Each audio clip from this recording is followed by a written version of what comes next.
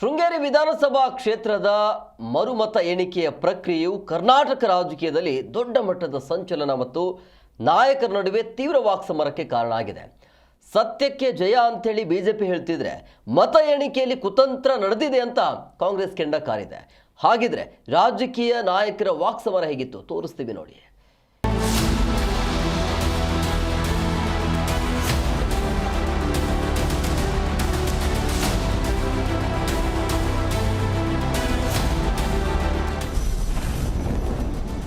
ಶೃಂಗೇರಿ ಮತಕ್ಷೇತ್ರದ ಅಂಚೆ ಮತಗಳ ಮರು ಎಣಿಕೆ. ಕಾಂಗ್ರೆಸ್ಗೆ ಬಿಗ್ ಶಾಕ್, ಬಿಜೆಪಿ ಅಭ್ಯರ್ಥಿಗೆ ಮುನ್ನಡೆ. ಸಾಕಷ್ಟು ಚರ್ಚೆಗೆ ಗ್ರಾಸವಾಗಿದ್ದ ಶೃಂಗೇರಿ ವಿಧಾನಸಭಾ ಕ್ಷೇತ್ರದ ಚುನಾವಣಾ ಫಲಿತಾಂಶದ ಅಂಚೆ ಮತಗಳು ಮರು ಎಣಿಕೆ ಕಾರ್ಯ ಪೂರ್ಣಗೊಂಡಿದ್ದು, ಇದರಲ್ಲಿ ಬಿಜೆಪಿ ಅಭ್ಯರ್ಥಿ ಡಿಎನ್ ಜೀವರಾಜ್ ಅವರಿಗೆ ಮುನ್ನಡೆಯಾಗಿದ್ದು, ಹಾಲಿ ಶಾಸಕ ಆಗಿರುವ ಟಿಡಿ ರಾಜೇಗೌಡ ಅವರ 255 ಮತಗಳು ಅಮಾನ್ಯವಾಗಿದೆ. 2023 ಚುನಾವಣೆಯ ಫಲಿತಾಂಶದ ಪ್ರಕಾರ ಹಾಲಿ ಶಾಸಕರಾದ ಟಿಡಿ ರಾಜೇಗೌಡ 201 ಮತಗಳ ಅಂತರದಲ್ಲಿ ಗೆದ್ದಿದ್ರು. ಆದರೆ ಇದರಲ್ಲಿ ಗೋಲ್ಮಾಲ್ ನಡೆದಿದೆ ಅಂತ ಆರೋಪಿಸಿದ ಬಿಜೆಪಿ ಅಭ್ಯರ್ಥಿ ಡಿಎನ್ ಜೀವರಾಜ್ ಅವರು ಹೈಕೋರ್ಟ್ ಮೆಟ್ಟಿಲೇರಿದ್ದು, ಗೊಂದಲದ ನಡುವೆ ಮಾರ್ಚ್ 2ರಂದು ಮತ್ತೆ ಈ ಚುನಾವಣೆಯ ಅಂಚೆ ಮತಗಳನ್ನ ಮರು ಎಣಿಕೆ ಮಾಡಬೇಕು ಅಂತ ಆದೇಶವಾಗಿತ್ತು. ಮತ ಮರು ಎಣಿಕೆಯಲ್ಲಿ ಕಾಂಗ್ರೆಸ್ಗೆ ಬಿಗ್ ಶಾಕ್.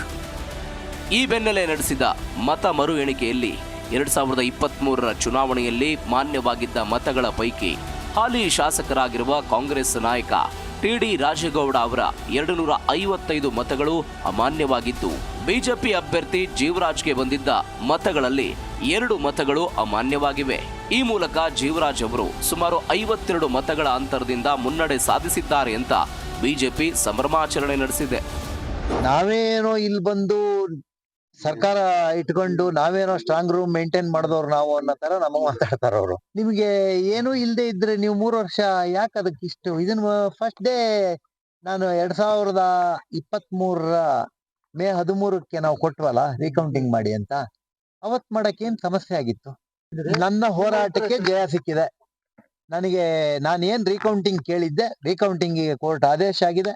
ರೀಕೌಂಟಿಂಗ್ ನಿಲ್ಲಿಸ್ಬೇಕು ಅಂತ ಬೆಳಿಗ್ಗೆಯಿಂದನೂ ಹೋರಾಟ ಮಾಡ್ತಾ ಇದ್ರು. ಬೆಳಿಗ್ಗೆ 7:10 ಶುರುವಾಯ್ತು ಅಂತ ಕಾಣುತ್ತೆ. ಕೌಂಟಿಂಗ್ ನಿಲ್ಸಿ ಏನಕ್ಕೆ ಕೌಂಟಿಂಗ್ ನಿಲ್ಸ್ಬೇಕು ಅಂತ ನಮ್ಗೆ ಗೊತ್ತಿಲ್ಲ.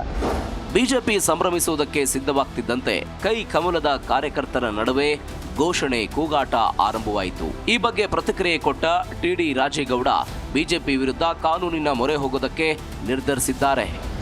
ಟ್ಯಾಂಪರ್ ಮಾಡಿದ್ದಾರೆ. ಯಾರು ಅವರು ಜೀವರಾಜು ಮತ್ತು ಅವ್ರ ಜೊತೆ ಯಾರು ಸೇರ್ಕೊಂಡಿದ್ದಾರೆ ಅವ್ರು ತನಿಖೆಯಲ್ಲಿ ಗೊತ್ತಾಗ. ಅಲ್ಲ ಸರ್, ಹಿಂದೆ ಅವರು ಸರ್ಕಾರ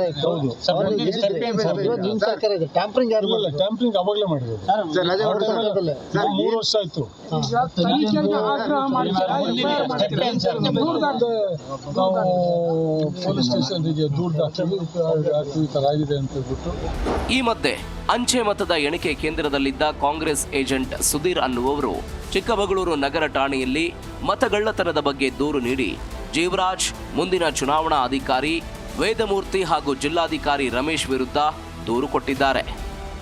ಒಟ್ಟಾರೆ ನ್ಯಾಯಾಲಯದ ಆದೇಶದಂತೆ ಮತ್ತೆ ಅಂಚೆ ಮತಗಳನ್ನು ಪರಿಶೀಲನೆ ಹಾಗೂ ಮರು ಎಣಿಕೆ ನಡೆಸಲಾಗಿದೆ. ಮತಪತ್ರಗಳನ್ನು ಸ್ಟ್ರಾಂಗ್ ರೂಮ್ನಲ್ಲಿ ಲಾಕ್ ಮಾಡಿ ಇರಿಸಲಾಗಿದ್ದು, ಸದ್ಯ ಮರು ಎಣಿಕೆಯಲ್ಲಿ ಕಂಡುಬಂದ ವ್ಯತ್ಯಾಸವನ್ನ ಚುನಾವಣಾ ಆಯೋಗಕ್ಕೆ ರವಾನಿಸಲಾಗಿದೆ. ಫಲಿತಾಂಶವನ್ನ ಯಾವಾಗ ಅನೌನ್ಸ್ ಮಾಡ್ತಾರೆ ಅನ್ನೋದನ್ನ ಕಾದು ನೋಡಬೇಕಾಗಿದೆ. ಮಧುಸೂದನ್, ಜೀ ಕನ್ನಡ ನ್ಯೂಸ್, ಚಿಕ್ಕಮಗಳೂರು.